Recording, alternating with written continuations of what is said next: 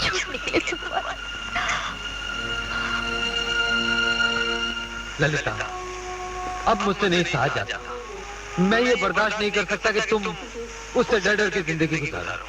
चलो, आज ही तुम ये गलत छोड़ दो। नहीं, जल्दबाजी करना ठीक नहीं। ऐसा ऐसा सारी बातें खुद बहुत दुनिया के सामने आ जाएं तो बेहतर है। और राम बाबू, एक विनती करती हूँ तुमसे, तुम यहाँ रोज रोज मत आया करो, वरना बात बिगड़ जाएगी। अगर दीदी को पता चल गया तो तुम्हारा बसा बताया घर उजड़ जाएगा।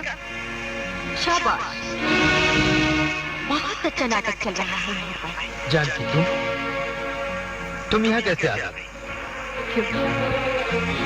मेरे आने से तुम्हारे प्रेम के नाटक में रुकावट पैदा हो गई, या मोहब्बत के वातावरण को मैंने यहाँ आकर बर्बाद कर दिया? मैं तो सिर्फ सच्चाई मालूम करने आई थी और मैं मालूम हो गई। मैंने हमेशा तेरी भलाई सोची। अरे भगवान से भी पूजा करती थी तो अपने लिए कभी कुछ नहीं मांगा, सिर्फ तेरी जिंदगी में सुख के लिए प्रार्थना करती रही। और उसके बदले तो मेरा ही घर बर्बाद करने की कोशिश कर रही है, मेरी मां को उजाड़ने के सपने देख रही है।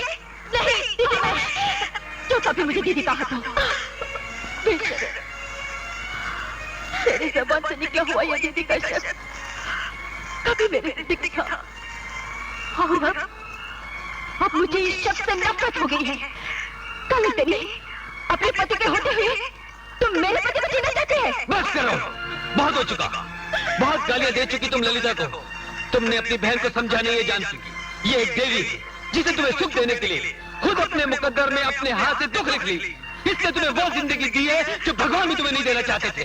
ललिता की असलियत जानने के लिए सच्चाई का जानना बहुत जरूरी है। ललिता ने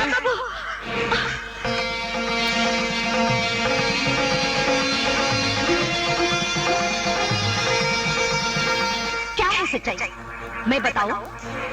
तुमने इसे शहर में आज तक मुझसे छुपा कर रखा, यह सच्चाई है।